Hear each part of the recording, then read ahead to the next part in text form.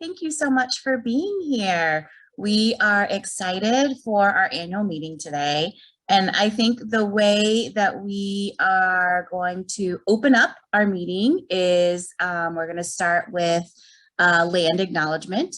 And then we're going to move on to introductions and then get into the meat of the presentation. So I'm going to walk us through a land acknowledgement, and I'm going to talk a little bit about the tribes and nations that have lived in Arizona for centuries, and the work that we do that benefits based on their living here and them being a part of the state of Arizona originally.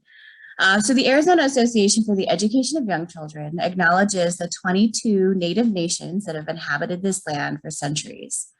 AzAEYC operates on ancestral territories of Indigenous peoples, including Ak-Chin, Gila River, San Carlos Apache, White Mountain Apache, Zuni, Tonto Apache, Salt River, Fort McDowell Yavapai, Yavapai Apache, Navajo, Hopi, San Juan Southern Paiute, Havasupai, Kaibab Paiute, Wallapai, Fort Mojave, Yavapai Prescott, Colorado River, Fort Yumaquachan, and Cocopah, whose care and keeping of these lands allows us to be here today. AzAEYC acknowledges the sovereignty of these nations and seeks to foster an environment of success and possibility for Native American members, educators, and families. We all live, work, and accumulate wealth on lands that were stolen violently from Indigenous people, and that a land acknowledgement is just step one towards social justice. And Camille has put up a slide that will allow you to see what native lands you live on and work on to give you an idea of who existed natively where you live, and to learn a little bit more about land acknowledgements, which are really an important first step towards social justice and having some really meaningful conversations about Indigenous peoples and the land that was stolen from them. You know, the whole theme of our meeting this morning is community partnership. And so what the way the next hour or so is going to work, we have community partners that will be presenting, and along with our community partners, we have recipients of their efforts. And it's really important to hear both perspectives. So we're going to start off with Lela Wendell. I hope I pronounced it correctly. Perfect. And thank you. And Lela is the program administrator of Child Care Administration for the Department of Economic Security. And along with Lela, Louisa Kidwell, who is the Associate Director for Easterseals Blake Foundation. You'll hear Louisa's story. So together, they'll present for our first set of presenters. And I'm going to let you both introduce yourselves because you could do a better job than I can. So go ahead, Lela. Hi, good morning, everyone. Thank you so much for extending an invite for me to be here, and really excited about the sharing information and really hearing from this group your thoughts. And I really loved those meeting norms and the native land honoring before we started. So thank you so much. I think we're off to a great start. My name is Lela Wendell, and I work with the Department of Economic Security, Child Care Administration. I've been in my role for about 3 years, and I've been in state government for over 15 years, and it's been in child welfare and early childhood. And so it's quite a passion to be in this work. And like many of you, we see how this, how our work may not have been elevated or on the platform that we have today. So I'm really looking forward to talking about the impact and opportunity. Louisa, could you just please introduce yourself? Yes, hi, good morning, everyone. My name is Louisa Kidwell. I am the Associate Director for the Early Childhood Education Programs at Easterseals Blake Foundation, and I support the Early Head Start Home Visitation Programs, and we have 4 different childcare centers in different cities. I've been with the company for almost 19 years, so in different capacities with different programs. and I'm supporting the childcare centers for about 6 years, very familiar with the DES subsidy process, and I am looking forward to sharing the good, the stressful, and the struggles with you guys, and all the wonderful news that we have to report back to DES how we have been able to utilize the resources. So thank you so much for having me here today. So, just setting the stage, because we all run, as quick as we can, and we're dealing with the crisis of the moment. Going back to March 2020, right? A lot of unknowns at the time, and with so many unknowns, we had a childcare network that was probably down to about 25% open. At that time, it was really critical to get out the CARES Act funding. Arizona received $88 million of CARES Act funding for childcare, and we were able to make the decision to continue lump sum payments to our DES contracted providers, and then in partnership with the governor's office and a ton of work from our community and agency partners, launched the Arizona Enrichment Centers project. So that really helped, I think, of those centers that could stay open, it really helped connect essential workers and their children and families with care, and certainly during uncertain times. So the Arizona Enrichment Center program, we ended up investing $17 million in that, and we served just under 3,500 essential worker families, which is about 6,000 children, which is amazing. And that's what so many of you did. And so then we continued lump sum payments, and we changed that methodology just a little bit in December 2020. And we still have lump sum payments going out to our child care providers that are DES contracted. And if your utilization is greater than that lump sum amount, we'll reimburse you at your utilization. But I think it'd be something that you're all interested in. So we have about, let me see here, about 20% of providers, DES contracted providers, are exceeding that lump sum level. So that lump sum level is calculated based off of the 2019 monthly utilization average. So in seeing that, we're seeing about 20% that are probably at or exceeding pre-COVID capacity. About just under 60% are receiving the lump sum. So that means they're either serving at that level or below. And then we do have about 20% of providers that aren't currently accepting DES authorizations for a variety of reasons. That includes a lot of our non-certified relative care providers as well. So I think, just to tee it up, that's, I think, where we are. It's been quite a journey. Although we don't have detailed numbers right now, we estimate that about 85% of child care centers are open. But just because we're open does not mean that we're serving the demand. So, I'll stop there and welcome Luisa for you to share your experience during that time frame. Yes, hi. So you talked about something that really makes me think about how essential workers were changed. Like the definition of essential worker with childcare providers just had a different meaning during this time. And for our agency, again, I want to share the struggle, but also everything that comes with these changes. We have 4 childcare centers. We had to close our doors on March 16th, 2020. And we did not lay off anyone. We kept our staff. We were not charging families for the months that the children could not attend the center. So we were trying to figure out where this funding was going to come from. I think having different funding sources like DES subsidy, Quality First, Head Start, private pay allowed us to play with it and hang on to it as long as we could. And it was every month waiting for DES to say, we're going to do it for another month. We're going to do it until September. Never mind, we'll do it until December. And here we are, right?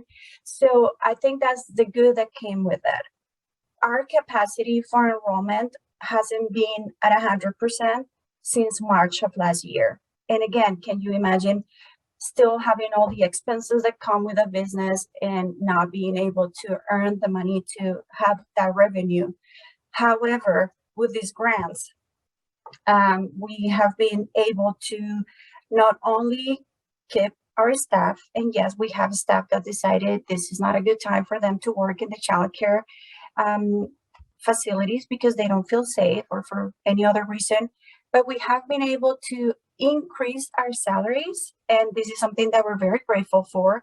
The money has been used 100%, and I think actually we're exceeding the amount that was given to us. But we were able to do a restructure of the pay scale and bring the essential worker to a whole new level, and trying to take these opportunities to reframe the way we do business, the way we provide services, and how we can have a sustainable program that meets the needs of those that are qualifying for the DES subsidy, Quality First, Head Start. And our intention is to continue as long as we can. We had to make the decision to close one of our sites temporarily because the enrollment was very low and life happened. Staff decided to find different employment, and it was too much to provide quality services for those children that were enrolled at a time. So we have decided to close starting this Friday, October 22nd. We have to reinvent how we do this with the DES subsidy and everything else that is coming our way.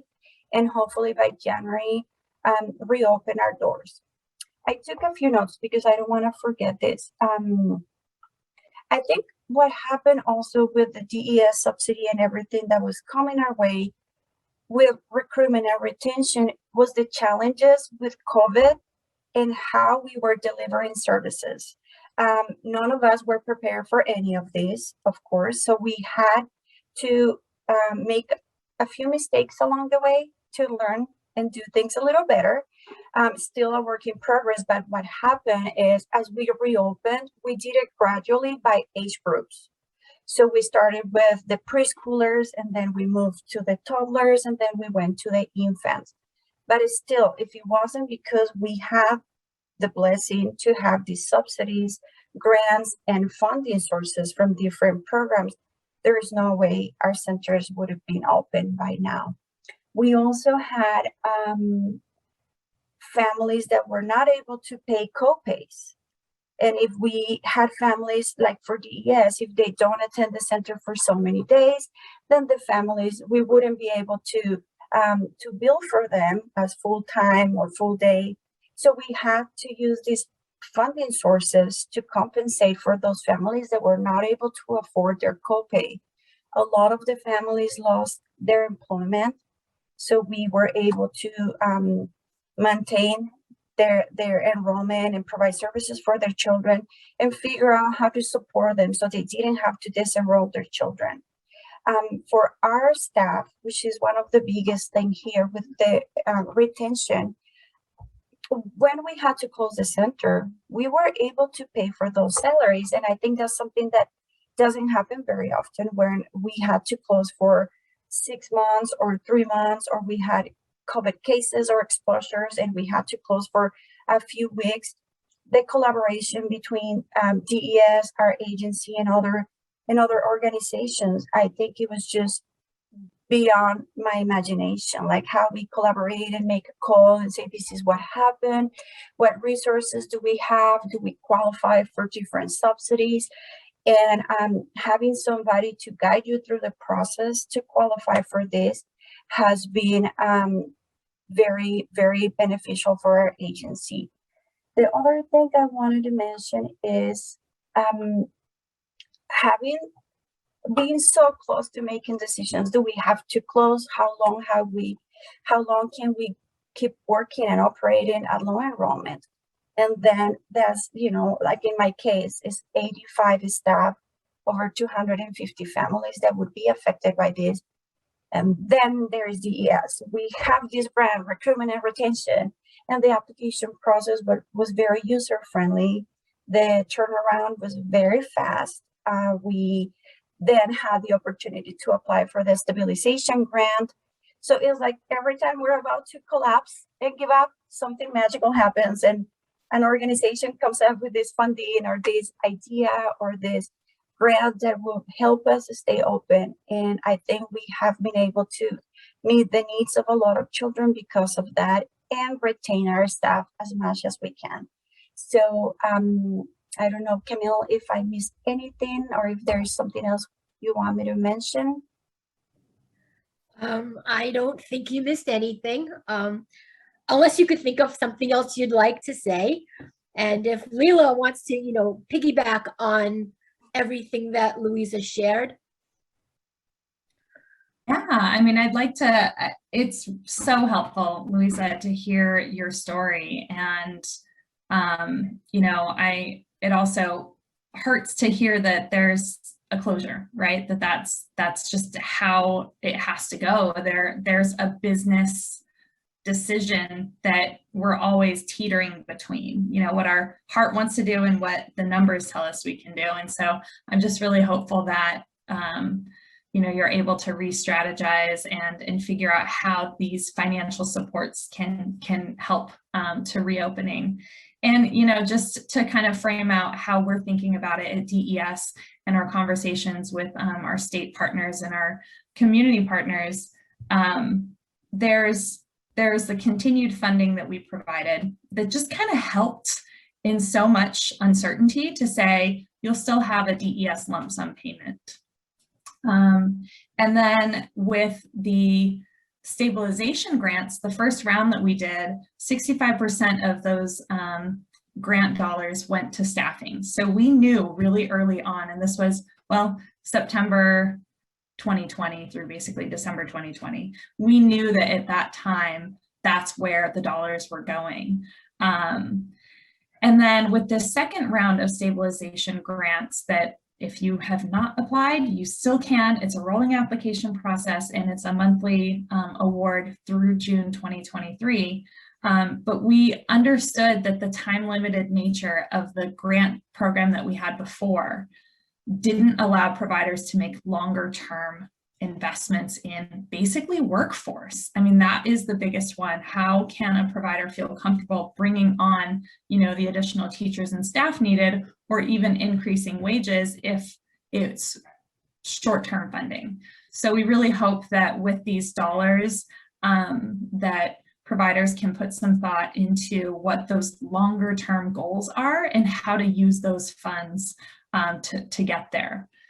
And then, really talking about the other piece of this is the financial structure of childcare, as you hear on the national stage, has just not been sound for a while.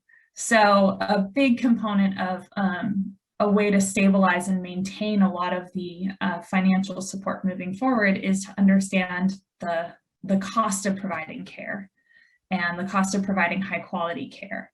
And then what families can afford and what DES, Quality First Scholarships and other childcare assistance is contributing.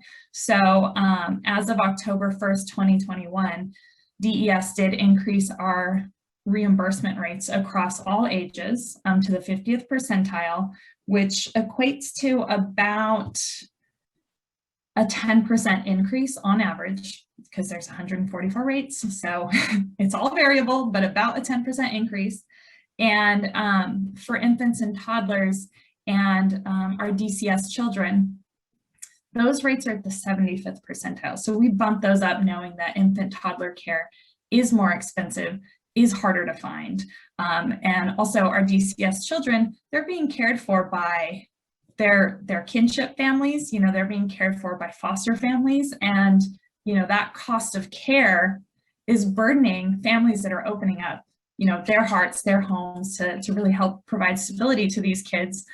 And then to have to pay that cost of childcare too, right? So DCS children, we're reimbursing at the 75th percentile at a full day rate, because we also heard from providers that some of these children, a lot of them have court-ordered services, supervised visitation, where they're taken away for some portion of the day. And previously, we weren't allowing child care providers to bill for that. So when you look at those rates for infants, toddlers, and DCS children, we see about a 25% increase compared to the reimbursement rates previously.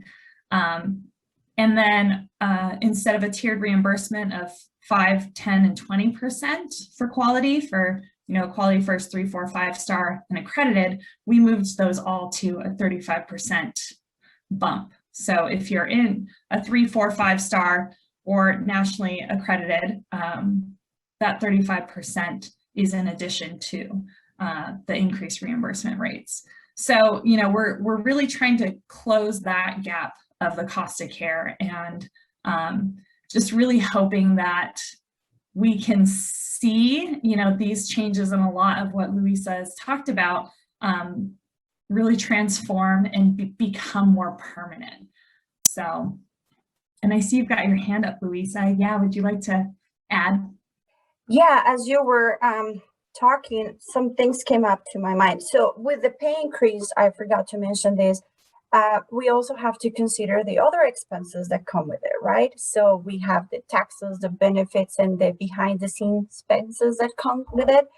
And for our agency, we are very concerned with our staff and not having an impact on their benefits, their medical insurance, their dental insurance. So we're trying to be very careful with that. And that is one of the main reasons why we wanted to continue paying staff, even though we were closed, making sure that no one would have a gap on their own benefits. We also, our agency is dedicated and committed to providing services to children and families. And we noticed that even though we were closed, we were providing virtual services to stay in touch with the families. So we realized the tremendous need for social emotional support for children. We identified the social emotional delays that were happening. The overall developmental delays were increasing dramatically, and the referrals to ASAEYC or the school district were happening more often. That's when we decided to start figuring out how we were going to reopen gradually for the age group that had the biggest need. So the preschool age, the social emotional, and we noticed the mental health referrals for children and families was increasing. So a lot happened when you have to decide who comes first, who is the first age group that you need to attend, and what needs to be implemented. Another thing is we're trying not to increase the tuition. As it is, families are not able to pay the tuition, as I said, or their copay. So having these resources, in this particular case, the stabilization grant that goes up to June 2023, as you mentioned, I mean, at least we know this is a long-term solution, right? Do we have to reinvent how we do our business? Yes. How we cut expenses here and there? Yes, it comes with the territory. But we also have this opportunity to reinvent how we provide services to a community that is in high need and a high demand. We have the lowest enrollment we have right now with the site that is closing is at 31% enrollment. And the highest enrollment we have right now is 80% enrollment. So we still have a lot of losses as a business, but everything is remaining the same. The high quality that we're providing, we are committed to it, and our agency is able to use funding from different places to maintain that high quality. So that's what I wanted to add.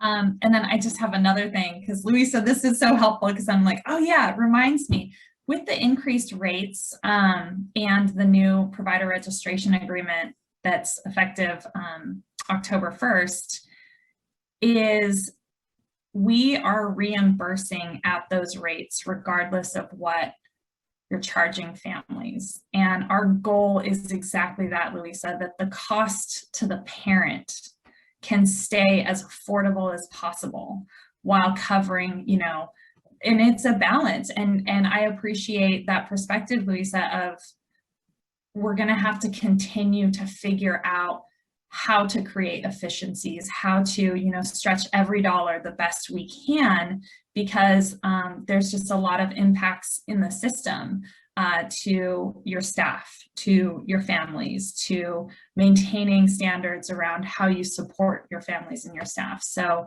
I do want to just emphasize that for those on the phone that, you know, previous to this provider registration agreement, we would only reimburse you up to what you charged a private pay family.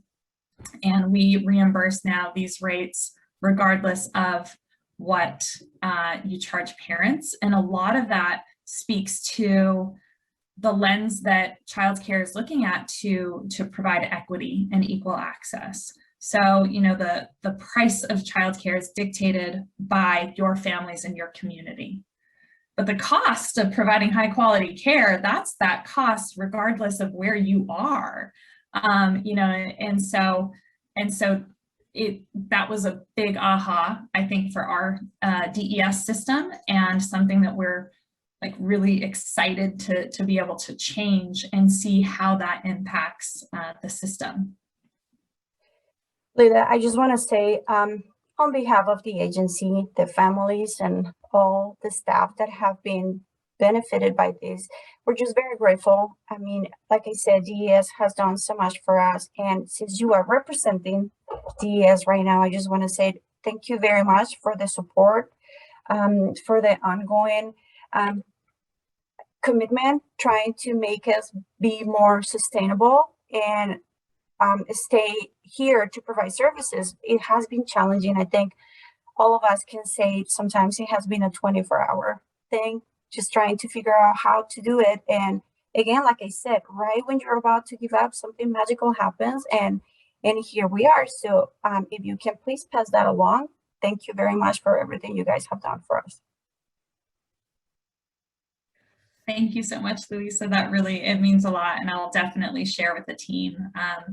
We know that what we require, our requirements, getting the PRAs in and such, is a lot. And it's in addition to everything else that you're managing and caring for children and making sure that your staff have, you know, stability and still, you know, professional growth opportunities, making sure that families feel supported.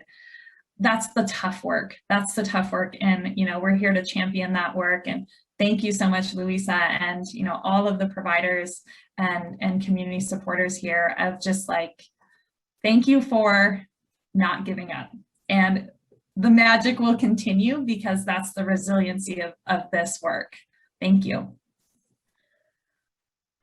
So I want to say thank you so much to Lela and Louisa for our first set of presenters. Anyone have a comment or you want to say anything right now before we move on to our next presenters?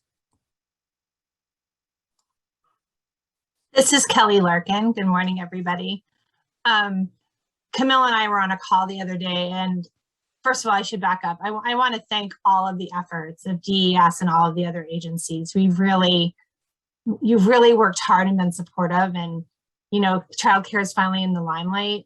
But as we were in a meeting the other day, I think this idea of being innovative and working as collaborators and partners, really, we need to stress it, because we are being asked to fix 40 years of not funding childcare in a way that we needed to, and we have 3 years to do it. So we've really been asked to fix 40 years of mistakes of our elected officials. And so we can't, I appreciate what Louisa's saying, we can't just go back to what we were doing. We have to take what was working well and make that like exponentially better. And there might be stuff that we just have to leave behind, which is going to be really hard. Change is never good. It's hard. It causes anxiety, but I think if we do it together, our children and families will be better off for it. I forgot to say, we also have funding coming from Central Arizona College, and I am deeply sorry I forgot to mention that. If they are here, I love you. Thank you for everything. I just want to say that because that was a tremendous effort, and they have done so much for us as well. And can I add one thing? I just want to say just how grateful we are for the Department of Economic Security's commitment to collaboration and a sense of urgency at getting these funds out to childcare providers across the state. We're hearing just how powerful the childcare stabilization grants have been to keep teachers on the payroll, to temporarily increase wages to what we know teachers deserve, right? A worthy wage, comprehensive benefits, to be able to afford quality materials, to be able to make sure parents aren't paying a higher tuition, to try to make sure that care continues to be affordable and accessible. And so just across the state, we're hearing just how powerful that federal funding has been. And I just want to take a moment to thank DES. Since the start of the pandemic, I think we had weekly meetings where you took the time to bring the state partners and community collaborators together to say, our childcare providers need us now, and what are we going to do to make sure that they're well supported during this tough time? And then through that work, centering the voices of educators has been really one of the priorities for DES. And I can't say 10 years ago that was the same case. And so I think we just greatly appreciate that community collaboration commitment, the commitment to making sure the people who are most impacted by the funding are the ones helping make the decision about the funding and how it's spent, and just the sense of urgency in getting those funds out as quickly as possible to childcare providers. So Lela, you and your team have been an amazing support and community collaborator, and we just greatly appreciate you. Thank you so much. We really couldn't do it without all of you. So thank you so much, and keep the ideas coming, and continue to challenge the norm, and circle back with us. What's working, what isn't. So thank you. That was wonderful. Thank you both so much.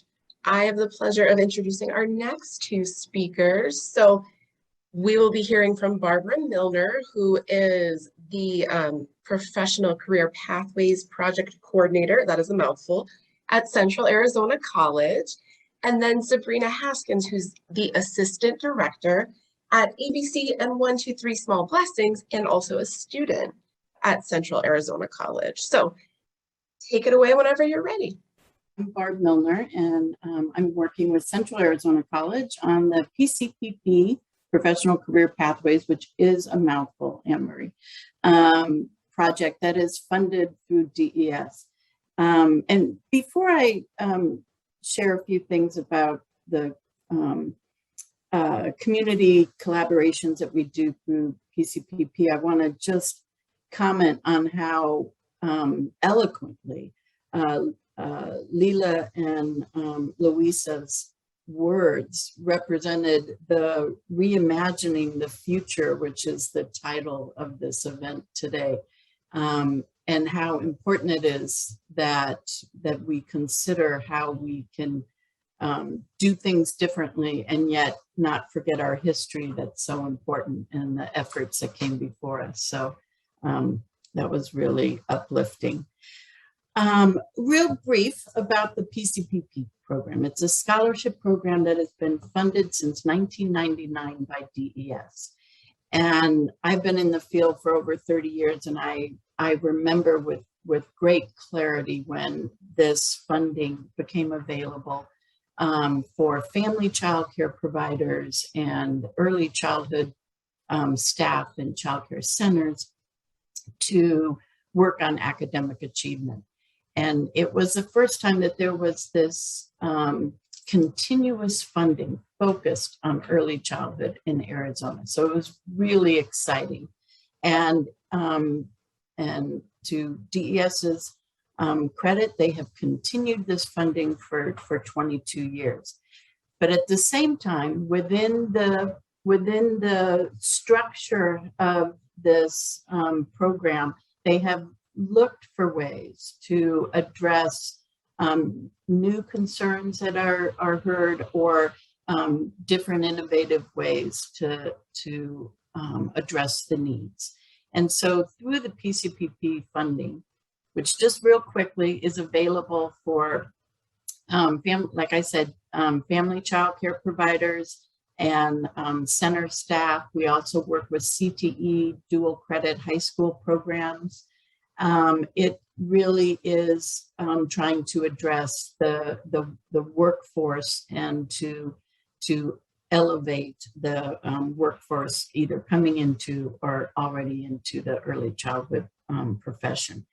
We have 24 credits a year that are available, and within our our grant with DES, we looked for ways to reimagine the future or to do our work differently.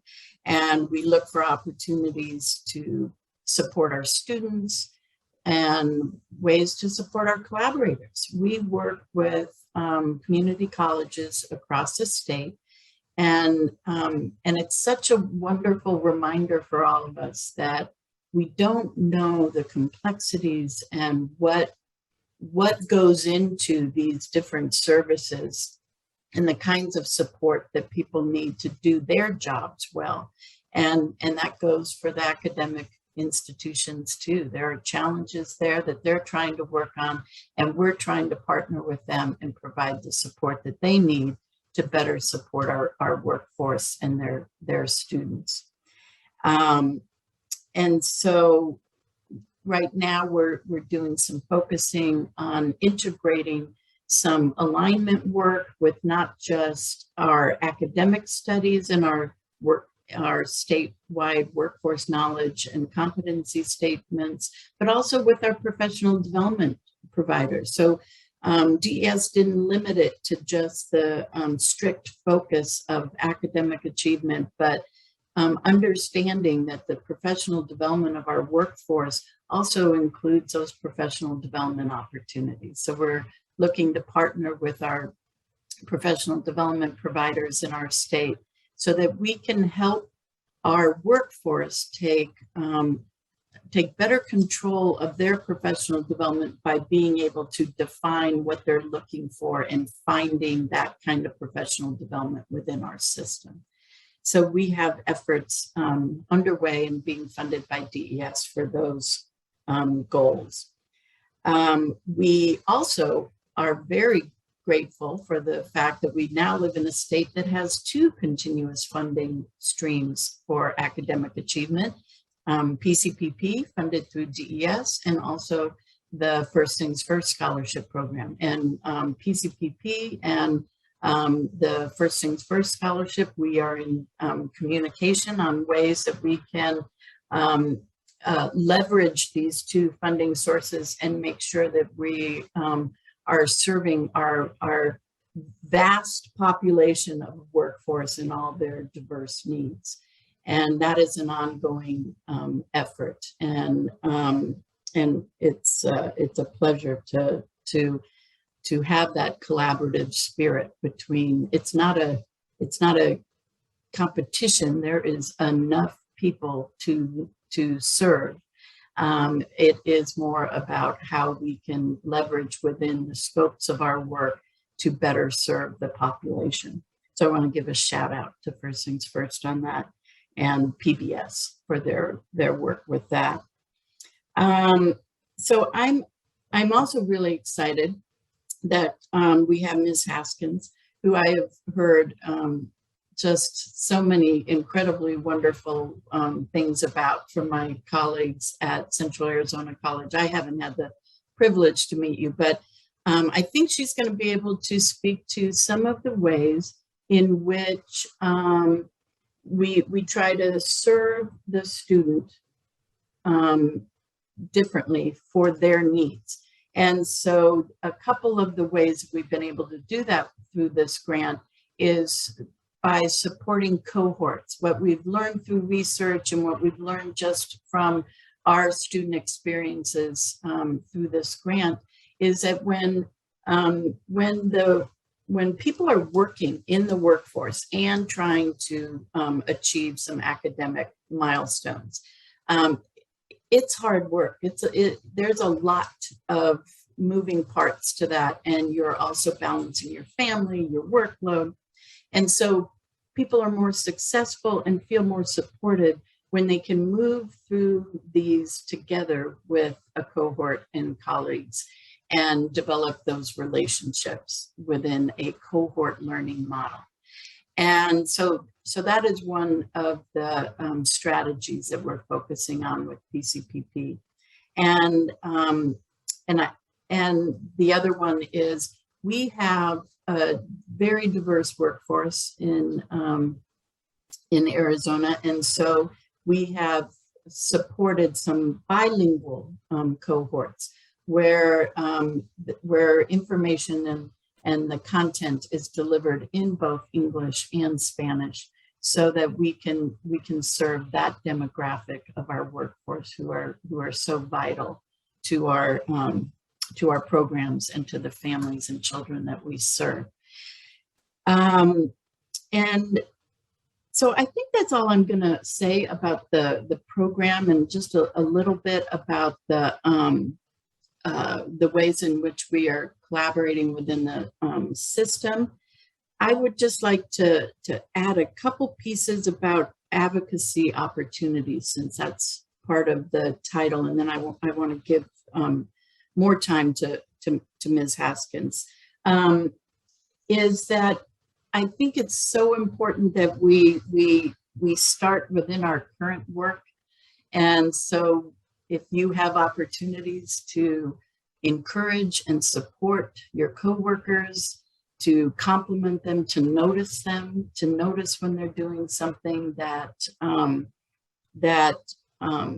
you respect, it's just such a wonderful way to honor and to see that elevation in how people see themselves. And I really appreciated when Kelly mentioned in her comments about the elected officials. And so I wanted to just share something that has really changed my ability to advocate for what I believe in. And that is a document that's just recently come out again. It comes out every year from Children's Action Alliance, called Who's for Kids and Who's Just Kidding? Because we can do a lot of work within what we do every day, but so much of the system's work has to be changed through our elected officials. And what I love about this document from Children's Action Alliance is that they give you a report card on all of our elected officials. And they take all of the bills and give a score. One's based on children and families and how people's voting records represent. And so they do so much of the homework so that we can be more powerful every time we go to the polls to vote, because that's what changes things at a system level. Even Lela, within her power of influence, there is a limit to that based on what is passed down by law. Everyone, I hear people often mention, why doesn't DHS, the people who inspect our programs, do this or that? Well, they are doing their job based on what the law says. So if we want to change things at that bigger level, we have to become informed voters and really take that on. So that's my own little personal advocacy piece.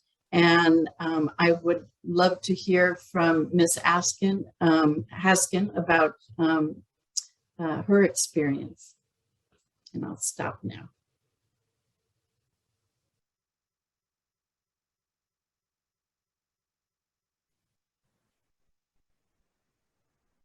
Hi, everyone. Camille said I talk a lot. I'm going to make it super short. I promise. I'm Sabrina Haskins. I am a mother. I have 4 children. I work at ABC and 123 Small Blessings. When I first began, I started in school in 2000, probably 7. I didn't graduate high school, but my number one goal was to go to school. Didn't know what I was going to go to school for. So I did continue to go to school and work on my GED at the same time because I was a high school dropout. I ended up working in childcare. Didn't have kids at the time. My firstborn was 2007. And it just went from there. Of course, I wanted to be with my kids. You know, any mother will want to work with their kids and want to be separated from them all day. So I started at Wonderland Playhouse in Florence and had my first child biologically in 2007. At that time, I had 2 because I adopted my son. went to push for it to get my GED, no success, but I still had something in me that said, hey, you're gonna go and you're gonna work with kids. 2007, it wasn't a big thing about having the education part, you know, for early childhood education. So they let me work with them, and I learned more and more about kids and start having my own kids. So I moved over to Coolidge and got to a point in time, I want to say maybe 2012, where it was more of a demand. You have to have your high school diploma, you have to have your GED. I got fired. It was 2012, but still I went to school at the same time working. All this time I was getting my financial aid for school. Didn't know what I was going to do. I just know at that time, I didn't want to be working home with kids, school with kids, you know, all of that. So I dropped out and came back to ABC and 123 Small Blessings in 2019. At that point, I had four. I got four kids. I got a 15-year-old. My baby's 8. No, she's 9. She just turned 9 in August. So I have been daycare, school district, you know, and learning. I've been around kids pretty much my whole life. My mom had childcare. We had home-based childcare when I was growing up. So in church, and I'm in the children's ministry. So then I finally figured out this is probably just my calling, because kids just love me. I don't know why, but they do. So our director, our owner of the daycare center, I don't know where PCPP came from. I didn't know anything about any of that stuff, but she said, look, this is a way that we can get you back into the daycare. Go take your GED test, and everything will fall into place. I think I talked with Shirley Harper, and she said, well, let's do this. But Vicky had her center open for many years. I worked with her when she opened up ABC and 123 Small Blessing in 2007 here in Coolidge. And none of this was about it. None of it had came about at that time, or it wasn't offered to us. So I said, okay, I'm not going to be a business owner. I'm not going to do accounting. None of these things that I went to school for is going to be anything that I want to do. So I went back to the daycare and pushed forward to get my GED and started school 2019. Of course, I had a bill because I had stopped going to college at CAC in maybe 2007. And with the PCPP program, I was able to go back and go to school, take all of my core classes, and that showed them that I was going to be accountable. You know, I was going to get the grades that I needed to get. But of course, it took me knowing that this is something that I really wanted to do. So having the classes on Saturdays, because that's where we started, Saturday classes, working Monday through Friday, being a full-time mom Monday through Friday, being a full-time provider Monday through Friday, you know, it was pretty interesting. It became really interesting to me. So then that way I was able to get people that worked at the center with us involved, and one, you know, encouraging them and helping them. These are people who are younger than me, of course, and got out of high school and was like, I just need a job so I can take care of my kids. But at the same time, it's like, why not have a job and something that's going to help you to better yourself as a provider for the children that you are caring for? And of course, we learned so much to where here I am today as the assistant director. And we have Miss Betty, who's our director, and Vicky is the owner of our centers. We have 3 daycare centers now, one in Coolidge, one in Eloy, and Cathryn. And 2021, I have 3 classes shy of my associate's degree in early childhood education. So I want to keep going forward. Probably not in childcare. I'm getting older. You know, my gray hairs are seeping through, but maybe sociology. I'm thinking about going to get a bachelor's degree. I don't know yet. I got 1 more semester, one more semester, I would get, you know, one step at a time. But just to have that there to where I was done with school, I wasn't going to go back. And to have that opportunity to be able to go and still be able to take care of my children and give them quality care first at home, and then be able to produce that as well in the child care that I work for. You know, I've heard so much that I haven't heard in 2 years that I've been at ABC 123, from Lela and Barb and Emery, or who is the other lady? I'm so sorry. The other lady, as far as Lisa, you know, Louisa. These are things that I haven't heard in our community about having benefits. And of course, this is something that I will take back to my, you know, person that I work with, Camille, because this is something that we're not offered. You know, you learn different things, but that also opened up doors for you to become that advocate in other areas, even though it's still towards childcare DES. You know, I've dealt with it, I've learned about it, but not to the extent just in what I've learned in the past 30 minutes, you know. So I always keep my mind open and, you know, try to learn new things, but it's such a different thing to hear from you guys versus in our center, you know. But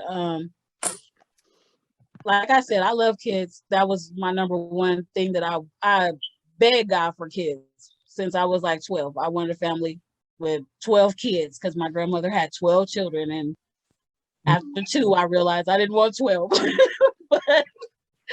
but in all actuality, I have more than 12 because we have our children at the center, you know, and then I have children that I made an impact on their lives even in the school district, and I can see them on the street and they're looking at me. But if it wouldn't have been for the Pcpp program, I wouldn't even be where I am today, you know. So because I couldn't afford to pay for school, but the scholarship definitely helped me. I went through 2 whole semesters and I was an AB student, you know, and here I am today. I would say probably the first person in my family on both sides, mom and dad, to actually graduate with a certificate and soon to be an associate's degree. So yeah, CAC has definitely, they've been patient with me and they worked me, gave me a hard time, but it didn't stop me from going. It made me want to push even harder, you know. So that's me in a nutshell. Wow. And you are pretty fabulous. That's what I want to say. You are pretty fabulous. Thank you so much. And your words just highlighted really so much of what this day is about. And I hope that Camille and Eric and everyone is feeling a sense of pride, because that's exactly what these kind of efforts and why people work and volunteer to bring these kind of efforts is to help people who aren't in a position Monday through Friday to know about systems work and what's happening behind the scenes, and to give you the information you need to advocate for yourself and your coworkers. And you are the inspiration that all my coworkers told me that you were. So thank you for that, Ms. Haskins. See, Barb, we wouldn't lie to you. Thank you. And I had to take off my camera because I had everybody needed to see my big smile. I was very lucky to have been able to I taught Zabrina's cohort. And I think that everything that Barb had mentioned with regards to having a cohort and people going through a program together, you know, I was an instructor, Zabrina was a student, but we're still together. I'm able to, you know, send her a message on Facebook and say, hey, you want to talk? And I know she would, because I know that she's dedicated and she's proud of her work. I mean, why not? You have to be. You should be so proud. And I think that for me, teaching early childhood, especially teaching students in the beginning, right? This is one of the first classes in the pathway, and to be in a class like that in 2020, and then being a speaker at a meeting in front of 60, 70 people. When you took your first class, did you ever think you'd be doing this? So I think PCPP and, all the support that's given to students is definitely necessary, but I think we have to empower you. We have to, and you are the perfect example. So I just want to expand on one other thing that you said, Zabrina, and that is, you said that you would like to finish your associates and then go on and maybe get a bachelor's. At the same time, in the chat, we have some comments about, is there funding for bachelor's? So I'm going to take us back to the advocacy thing. I'm going to put on my regional council hat, because I am on a First Things First regional council. It is so powerful when people come to speak at the regional councils and share what's important to you, know what your priority is. And if you want bachelor degree funding, they need to hear that, and more from just the, sprinkle of early childhood people that serve on the boards. So when you come and speak and say, we would like to see bachelor funding, it is powerful. But the second thing I just want to say is you mentioned your age and maybe not doing direct care with children. That doesn't mean you won't influence children, support the people that work with them. And we need that extension of people who've worked in the field, worked with children, to go into positions that support that. So I'm just so glad that we got to hear your words. Thank you, everybody. So thank you, Barb, or Barbara, because we're official today. So Barbara and Zabrina, thank you so much. And so does anyone have any comments besides all the comments in the chat congratulating Zabrina on her accomplishment? Well, I do. This is Louisa. I just wanted to mention, Sabrina, that I think the sky is the limit when you see and think about childcare centers, early learning programs. When I think as the employer seeking for employees like you, this is fascinating, because that's what we're looking for. When we are hiring for high quality programs, we are looking for associate degrees or bachelor's or whatever, but it's not necessarily to provide services in the classroom. And I can tell you, it's more about where can we fit you within the program. We have very important roles that are impacting children, but not necessarily in the classroom. So I would invite you to think about that. If you're planning on changing fields, hang on, stay here with us. We need you in a different capacity. And that's the beauty of having these meetings, where you can open your mind to other opportunities within the same field. You don't have to leave. We have so many options here. And as an employer, I want to put it out there.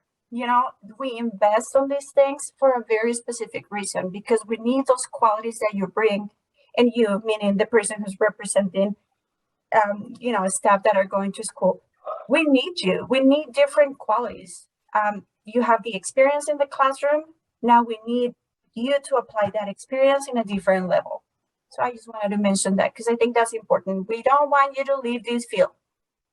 My name is Dawn Wilkinson. I am I serve many roles in early childhood. You probably have seen me around, I'm sure.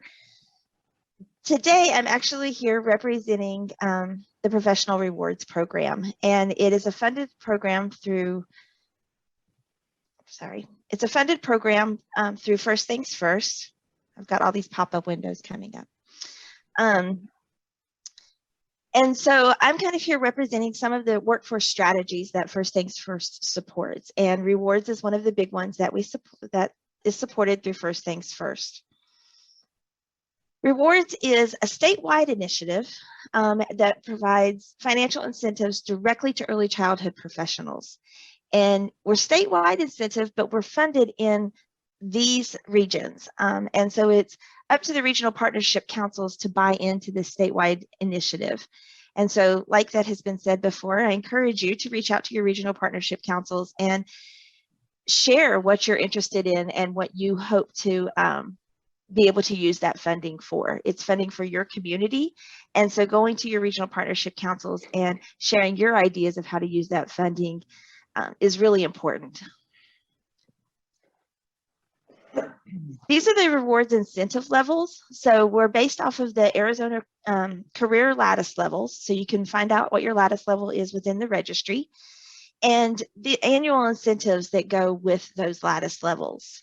So you can see that it can be a significant amount of money per year that you can receive for continuing your education and increasing your lattice levels.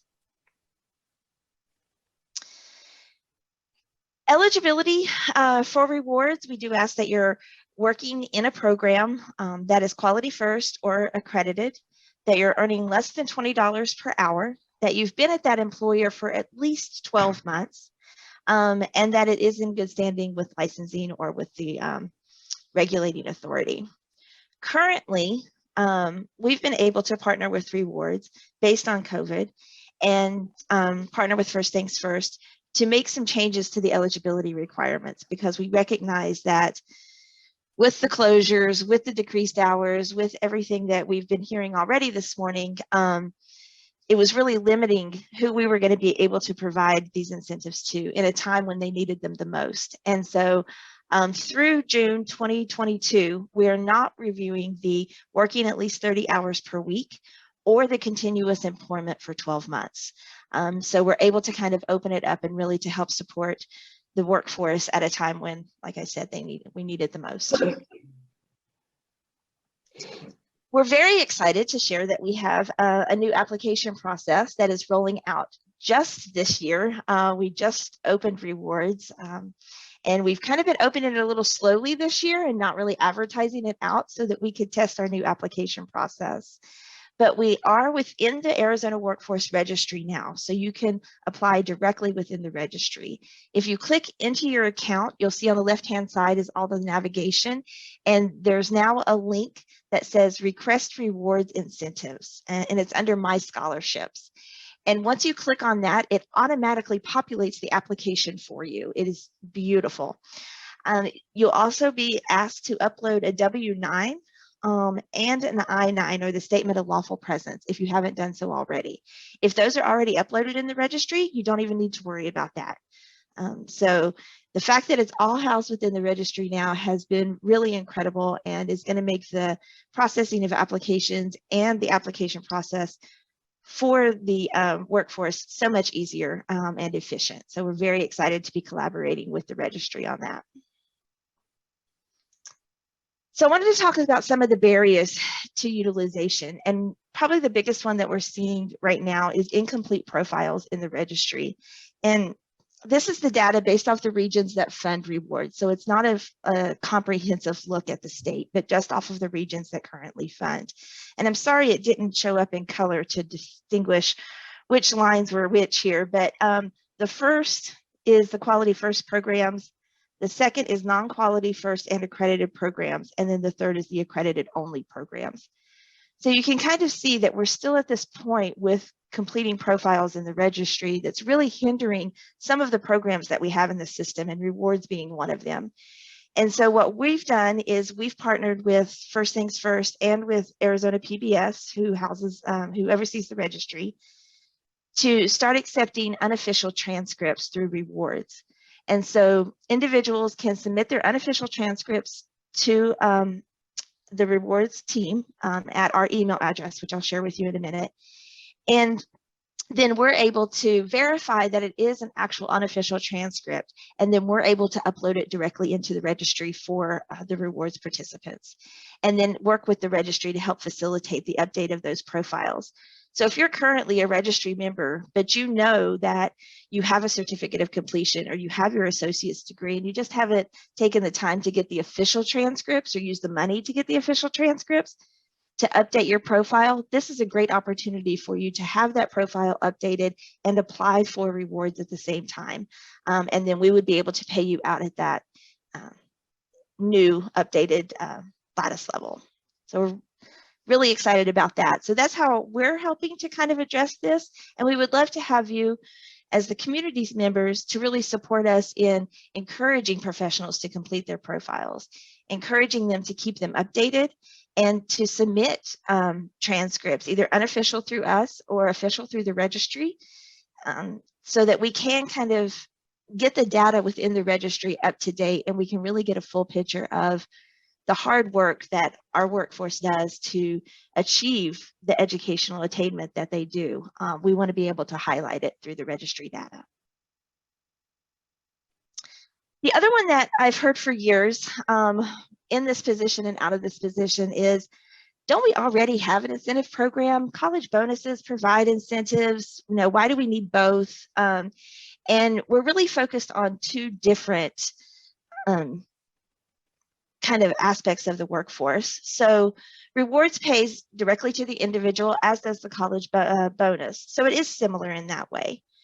We fund any teachers, assistant teachers, or family child care providers that are part of Quality First or on the Quality First waiting list or are working in accredited programs. So it's really those teachers that are in the high quality or those that are committed to high quality programs. For the college bonus, they only fund individuals who receive scholarship money from First Things First. And so that's really important because it's only the scholars that actually receive a scholarship. And there's some commitment requirements that are part of that as well, that the scholars are required to do in order to receive the bonus. From reports that First Things First just gave us some data reports, and the median wage for rewards recipients is reported to be $12.50 an hour.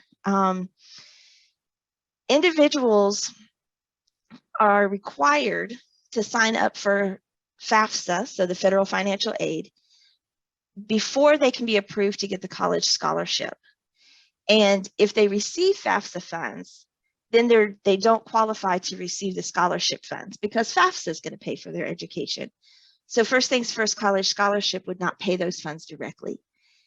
Therefore, those that receive federal financial aid are not eligible for college bonuses. And I know that the registry and PBS and First Things First has been trying to really figure out how they could, because that's a barrier for them, trying to figure out how they could kind of alleviate that barrier and make some connections. And they're really struggling with how they can do that. But I really wanted to point that out because I think that's a really strong difference between the two programs. And so what we're doing is really educating the early childhood workforce on the differences. And we've got some really exciting marketing materials and things that'll be coming out in the next few months, kind of sharing a lot of this information out. And we would really just ask that you help kind of spread that word, that there is a difference between the two programs and that we really do focus on two different aspects of the workforce. So who receives rewards? This is the data that we've received from First Things First. And so in this past fiscal year, 78% were teachers. So we're really getting to those individuals that are in the classrooms every day, working directly with the children and making a difference in their lives. You know, we put a lot of requirements on the teachers with the different programs and different things that we ask of them. And this is that way that we can say thank you for all the hard work that you do. And so we're really getting to those teachers that are in the classrooms working directly with the students. We're also serving a diverse population. And I will put the disclaimer that this is kind of typical with the regions that we serve. But, you know, we have, 37% have identified as non-Hispanic white, 36 is American Indian and Alaska Native, and 20% is Hispanic and Latino. So we're serving that diverse population of teachers who are working with children in the classrooms. And I know I said that the 1 year of continuous employment was a requirement for rewards, but what the data is showing is that the rewards recipients are really staying at their current employers much longer than that. So the average or the median years working at their current place of employment is 7.8 years, which is unheard of in early childhood. And in the same region, they're reporting that the general early childhood workforce is only staying 2.09 years. So it really is helping to address that retention of employees. They feel that appreciation that they get. And the places that I've seen and that I've heard of that are really thriving and using rewards have told me that their employees are staying longer than the 7 years. And it's the directors who have really rallied around and said, this is a resource that's available for you. Let's make sure you get it. And so it's really wonderful to see these numbers and to have that validation that we're reaching the people that we need to be reaching and giving them that thank you for the work that they do. And they're in return staying with those programs and providing that continuity of care for the children in their areas. I want to thank AzAEYC for these graphics. I have used them and used them and used them because this is the reason for rewards. You know, right now we're in a childcare crisis and a teacher shortage, and a lot of that is based on, you know, wages is what we hear the workforce telling us. And yes, it is right now in a pandemic that we're seeing these things, but it's no different whenever we're outside of the pandemic. We still have the issue of worthy wages and low wages, and how can we help support the childcare system? I've also heard over the years that, well, if we use some funds that we have, because regional partnership councils have some temporary type of funds, carryover funds that they're able to use. I've heard that if we use them and then we can't continue to fund those and we take those away, that that may be very disappointing to the workforce. But what we're seeing based on AzAEYC's information here is that that's not the case. Early childhood educators are saying, we'll be happy to accept an incentive or a wage enhancement, even if it is for just a year or two. I think knowing going into that is helpful so that they can prepare for that. But it is, you know, any thank you that we can get for that, for the workforce, is so appreciated. And then the last slide, I just wanted to kind of give you all of the questions that we were having about how do we get in touch, how do we find more. So you can learn more on the azearlychildhood.org site. It's under Advanced to Your Early Childhood Career, and then it's under Scholarships and Incentives. And so it's the Professional Rewards Incentive. We're also really excited to announce, brand new today, no one really knows this yet, and it hasn't officially launched, but we are getting ready to launch a Facebook page. We would love for everyone to follow us on Facebook and share out the information to help us spread the word about rewards. You can also apply, like I said, directly for rewards in through the Arizona Workforce Registry. And then if you want to contact us directly to have us come out to present to your staff or to your organizations, we would love to be there to help spread the reward, the information about rewards. So our email address is azftfrewards@azearlychildhood.org. And if you want to learn more about bringing rewards to your region, like Barb said, it's really contacting your local First Things First regional partnership councils and having those conversations with them and really saying, this is what we need in our area. And I have a video that I want to share with you, but I want to ask first if anyone in the audience has received rewards, or if you're on a regional partnership council and you want to talk a little bit more about how individuals can reach out to the councils, I think that would be really helpful. But I have a video to share as well that will kind of highlight a participant's story. So I'm going to stop sharing for now. Dr. Ganesh, I see your hands raised. Thank you so much. I'm Annapurna Ganesh. I am a faculty member at Mesa Community College and also the Early Childhood Program Director. An advocate of the rewards program.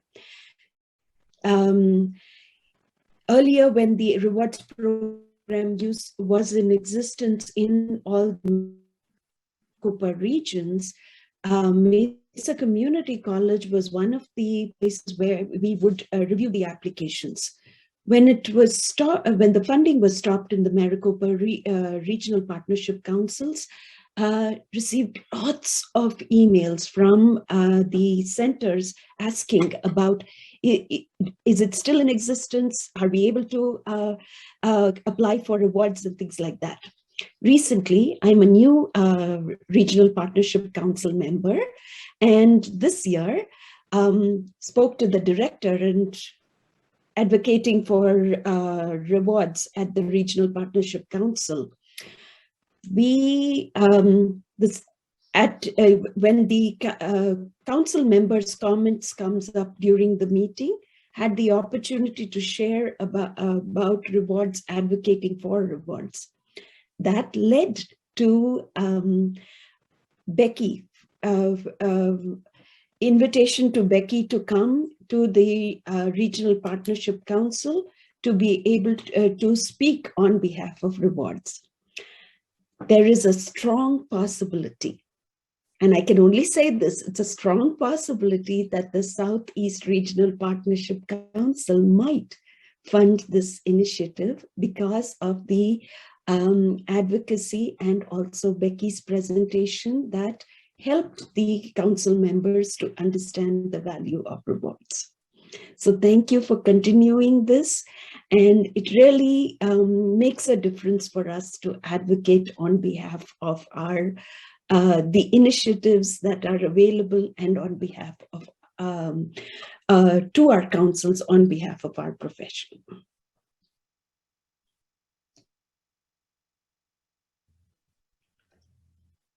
Oh, thank you so much, Dr. Ganesh. That was wonderful. And I love those stories because it really is showing that when an individual steps up and goes to the regional partnership councils and introduces a new idea, that the council is willing to listen and they want to hear from the early childhood educators and professionals in their community because that's who they're working for. And so they want to be able to give back in the way that the community wants to see. Really quick, I want to share with you a video from one of our participants who just really highlights everything that you would think of and you would want to share about rewards. So, I want to make sure, is there a specific way that I need to share to make sure that you can hear it? Yeah, Don, when you click on share screen and go to click on the video, there'll be a box at the bottom you can check that says share audio. Okay. So share screen. Ah, I see. Thank you.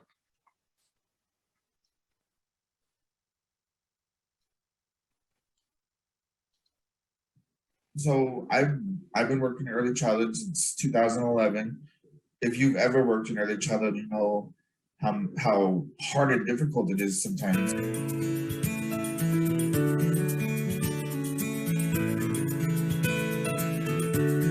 My name is Cedric. I am the Child Adolescent Family Service Case Manager at Apache Behavioral Health in White River, Arizona.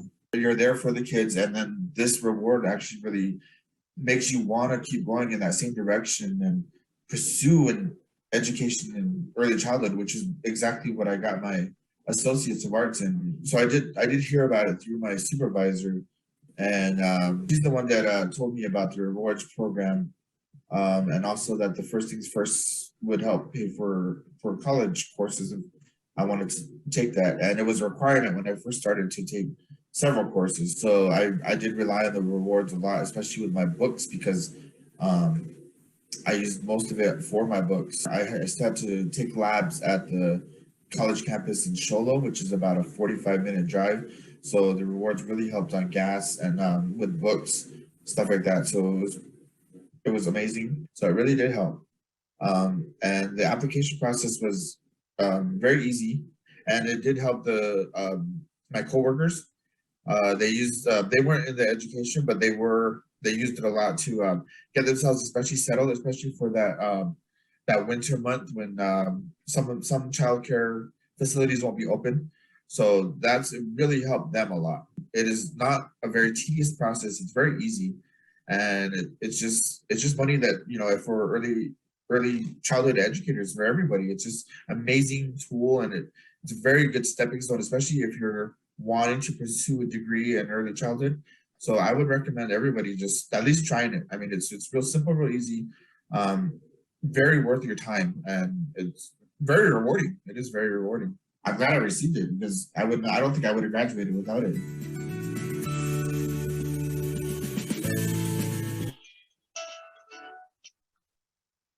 So thank you all so much for giving me the opportunity to share today. And Cedric is from White Mountain Apache Tribe, and he's just so wonderful to kind of share the full experience of participating in rewards. And you know, we hear all the time of the workforce using their rewards incentives for so many things, paying bills, being able to buy holiday gifts or take vacations in the summer with their families that they didn't expect that they would be able to take. And of course, we're all teachers at heart. We do hear them saying, I bought some really amazing materials for my classrooms. And as Cedric said, it really helped support him in continuing his education. And so it is available. We are open now, accepting applications. So if you're in one of those regions, please apply. And we would love to get those incentives out for you. So thank you all so much. Thanks, Dawn. And I want to say, if you're not in one of those regions, advocate for it. Right? I think that, yes, if you're in one of those regions, absolutely apply, and it's apparently a very easy process. If you're not in one of those regions, this is where you need to use your voice. And I'm going to say that everyone, all of us, we all have one. So it's really important to use it. And Zabrina could tell you it's not that difficult, right, Zabrina? She's living proof that you could do it. So, all right. So we're just really quick, Camille, if I could jump in. I forgot to say that now is a great time to start reaching out to your regional partnership councils, because they're all looking and starting to prepare for their budget cycles.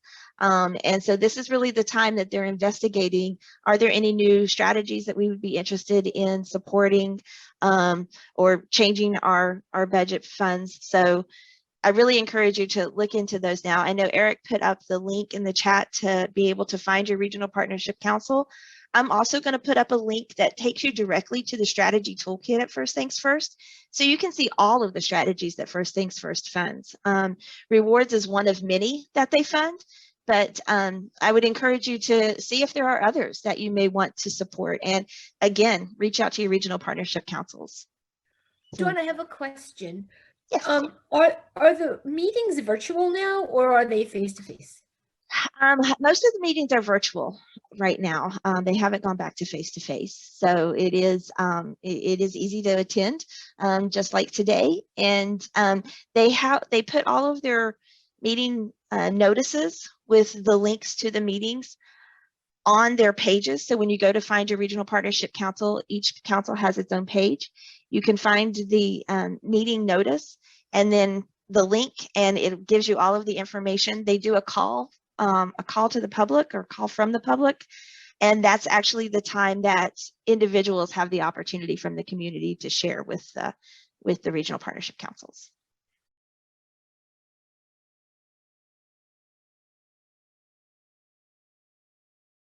Welcome back. As we were hopping around in all of your rooms, we heard lots of great discussions and we saw note-taking happening. So we hope we get to hear some of your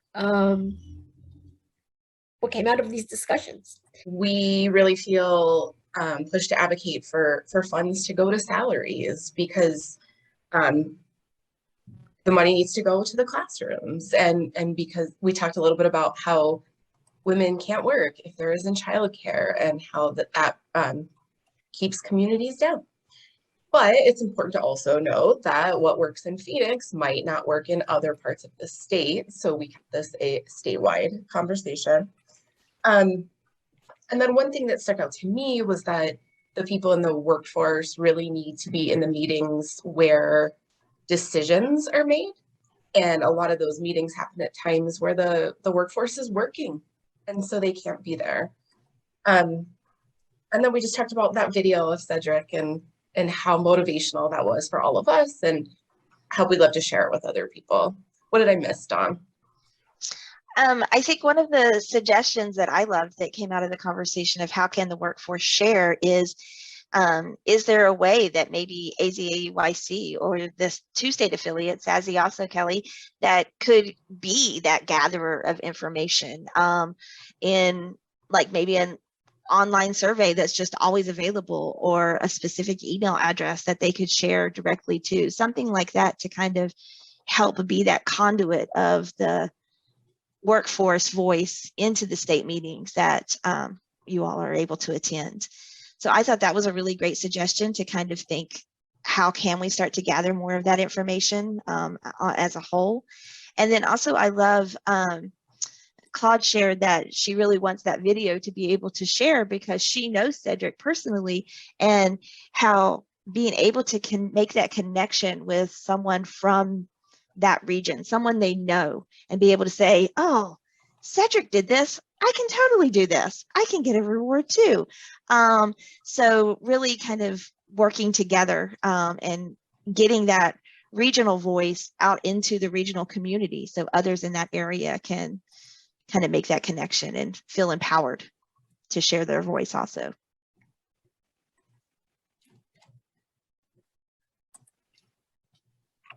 Okay, anybody have anything else to say from group 3, or we're good and we can move on to group 2? Good. Okay, group 2. My talker, where are you? Were we group 2? I think maybe we were group 2. Yes, you were. Yes, Good. Barb and Sabrina on group 2. I agreed to do notes. Let me just start with a disclaimer and also do some self-reflection of what early childhood people do to ourselves all the time. We have a 20-minute breakout group with 3 really deep questions. What? We're not going to get through all 3. So I'm just putting that disclaimer out there. So Okay, so Barb, I promise you next year's meeting we'll add on an hour and have an hour for breakout. Okay. Yes. That's my promise. Okay. Okay, So, Barb, sorry. Great questions, but we only got to the first one and we didn't even get everybody to be able to share. I'm going to share some things, and then I need to go back to Courtney because I didn't catch her last thing. So I'm hoping Courtney King will help me because I didn't hear your first part of what you were sharing. One of the things that came out in with 2 of the people who shared in our group about what should be prioritized was a real feeling of, similar to what Dawn was reflecting about the voice of the workforce, only they were a little more explicit to say that they actually have to go around leadership at their center, that they that sometimes they're faced with what is in it for me without a real consideration of what's in it for the staff and the workforce. One person mentioned feeling disposable when she made the decision to go back to school, and her hours were cut, and she felt very disposable because of this decision. She was not supported by leadership, which just made me think that as much as we celebrate the resources coming to our programs, not always is it felt by the workforce, and we need to figure out how to get their voice and to have more accountability on the ownership of childcare programs. And there was also kind of this, we need to have more of a wraparound perspective and access to bachelor's degrees, because there was a real a comment about that education really is the what will change the lives of people in poverty. So to continue to have the focus on education, but also to be able to provide, yes, you can get your associate's degree and we will be able to also help you get a bachelor's degree. We need more people with that education to advocate for the system. And to really focus too on the CTE and high school students, because you know, kind of the start of the education and the pipeline of our workforce, and that starting there, and Annapurna shared about a cohort that they have, that the students will have an ECE certificate when they graduate from high school. The other piece about that is anybody who's worked in human services, even if those young people don't go into the workforce, they will be able to influence the life of a child somewhere, and having that experience and education would be beneficial. There was also a comment about government subsidies and having more influence with elected officials and the demographic of people that fall through the cracks on government subsidies, that a kindergarten teacher makes enough money that they aren't considered eligible for subsidy, but they would spend their entire salary on quality childcare, and the position that that puts primarily women in, and what kind of equity issues come from that. And so, and then Courtney, you mentioned something at the end, and I wondered if you would want to share that, because I did not catch that. I would highly advocate apprenticeship programs, because that is how I didn't have to make the choice between going to school and working. I was able to earn college credit while I did my day job. So I worked 3 jobs while I went to school, but while I worked in human services, 30 hours a week, I also got at my school, that's 4 credit hours in college coursework for application of practice. And that made a difference for me, because I couldn't have gotten those hours straight in school and not have worked. I needed the money. So doing a way where people don't have to make the choice between getting a degree and figuring out how to live. Well, that is a new buzzword, apprenticeship program. And boy, I think there's some energy around that. And I love to hear some real life experience with that, and how I love the approach of how you couldn't have worked and gone to school without that benefit of that program. So that's it for group 2. That's as far as we got, unless anybody else has something you want to add. Did I miss something? Okay, thank you, Barb. Group 1. Okay, so I took notes for a group, and I think we're running out of time, so I'll go as fast as I can.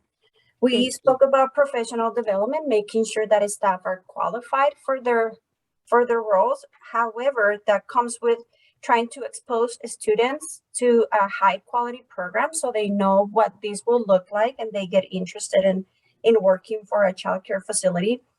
We talked about professionals feeling respected as the professionals that we are. Even though we work in a childcare center, we want to elevate the concept.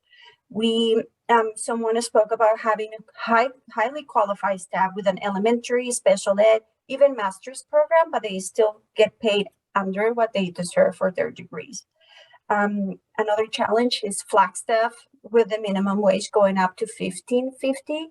What is that going to look like? And tuition would have to be increased in order for them to have to maintain the high quality staff that they already have.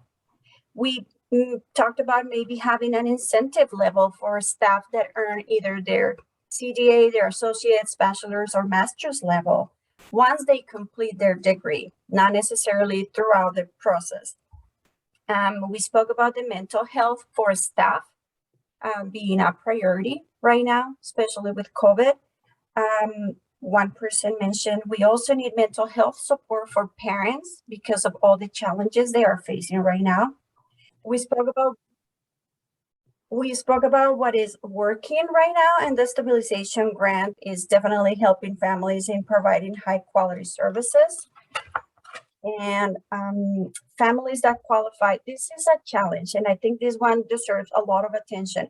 Families that qualify for the DES subsidy, once the parents reach their goal and they find a job, then they lose the DES subsidy, and then they go back to where they started. So it's like a cycle that we're trying to break here. The specific program that I spoke about this provides services for homeless or something else that I didn't catch. So if our goal is to help people improve their quality of life, but once they achieve that, they go back to that status, then what can we do about that? Another person talked about, as a director, she would like to continue sharing this information with her staff, talk to them about the benefit of furthering their education, make sure that they feel valued. And that goes back to what Barbara said. And it breaks my heart thinking somebody felt disposable. I cannot imagine that feeling. And I think I'm going to think about that for the rest of the weekend and figure out how to talk to my staff about that. That's just heartbreaking. So what can we do for staff to feel valued and appreciated, even though we are not at the level where we can pay higher salaries? Another important thing is more resources for school readiness. And knowledge and resources to give the teachers what they need right now. One person also said about we need to find out what kind of professional development they need to feel professionals. And also we have to think about how to change our mentality and make sure that all of us know this is a professional setting. We are valued because the work that we do matters a lot, and we are touching a lot of lives with this. Thank you, everybody, for sharing this information, for being a part of the conversation, and for, just the willingness to listen and taking this information. And we would hope that you would take whatever you learned here today and share it with your colleagues, pass on this information. If you need any additional information, please reach out to any one of us, where we love to, it's our job, we advocate, that's what we do. And so if you need anything, please just let us know. We'll be more than happy to provide you with information. If you are leaving us now, please take just about 10 minutes of your time to complete the survey. We put the link in the chat box. It asks for some feedback and some reflections that you had participating in this session. And then there's also a space for you to optionally put in your demographic information. Part of our commitment is equitable access to professional development, specifically for educators who are Black, Brown, and Indigenous. And so we ask that you also, if you would prefer, fill out that information. This might be my very favorite part of the annual meeting. And it's great every year, but this year we had the opportunity to offer 2 scholarships thanks to a really generous donation. So we were lucky to have some incredible applicants, and we did a blind selection process, and we have 2 winners to share with you today. You can see them on the screen now. One of the things that I think is so cool is that they are in different places in their educational journey. So we've got Cathryn Davidson from Northern Arizona University, and she's a first-year student, an early childhood special education major. And then our other winner is Candi Bear, who's a doctoral student at NAU. And she is studying curriculum and instruction. So congratulations. Hey, everybody. I just want to say thank you so much. I'm very grateful for the scholarship, for this. I just feel really honored and humbled to receive it. So I am a doctoral student. I just passed my comprehensive exam, so that has been really exciting. Because of my exams, I didn't sign my contract. I've been a special education preschool teacher for over 10 years on the Navajo Nation. And because of my comprehensive exams, I'm a single mother too. And so I just thought, you know, I better just focus on my, my schooling right now. And so I did. I passed those exams. Now I'm working on my prospectus. I have about 1.5 years until I finish. So that's the goal. But my research is to focus on, well, what my dissertation topic is to focus on doing research with Native students using evidence-based practices, because a lot of the research that is done on evidence-based practices do not include Indigenous students. And so that's what I'm wanting to do. And I'm really excited about this and hope to share this information that comes from my research with tribal communities. And once again, just thank you so much. And I don't know if Katie's back on, but okay, thank you and bye. Congratulations. Yep, and Katie's here. Are you guys able to hear me now? Yes, and we could see you too, Katie. Okay, perfect. All right, so kind of relating back to the discussion that we had on the pipeline from high school CTE into a career in early childhood education, that's where I got my beginnings. So I started high school courses in early childhood education my freshman year of high school. And I was able to continue until my junior year when COVID hit. And I had to stop, you know, doing my in-person activities in like the classroom that I was volunteering in. And COVID gave me the opportunity to start working full-time at a private preschool.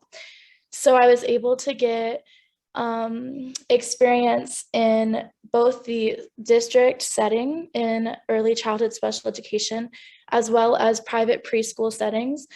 And then as well in the fall of 2020, I graduated from high school early, and that gave me the opportunity to start working with the Florence Unified School District, where I was a paraprofessional in their early childhood in their ESS preschool classroom. And that really just, you know, gave me the insight that I needed to know that this is my passion. Early childhood is my passion. I want to work with preschool students. I want to work with kids who have special needs, and I want to be, you know, the best educator that I can possibly be. So that's why I'm here right now in my first year at Northern Arizona University studying early childhood special education. So I'm really excited. One of the things that I like to advocate for, and one of the hopes that I have for the future, is I really believe in equitable preschool access for all students, especially in Arizona. I've had the opportunity of working in a public preschool, a school district preschool, and a private preschool. And I was able to kind of see in my work in the different preschool settings the kind of inequity. So my hopes for the future is that I hope that preschool is available to every family who wants preschool and not just the ones who are able to afford it. So thank you so much for selecting me for the scholarship. I'm really excited to continue my work in early childhood special education. And thank you guys so much for the insight that I got working and talking to you guys today. It was so nice to hear from you and your perspectives and what you're doing with your education. It's so exciting to have such amazing people in the field.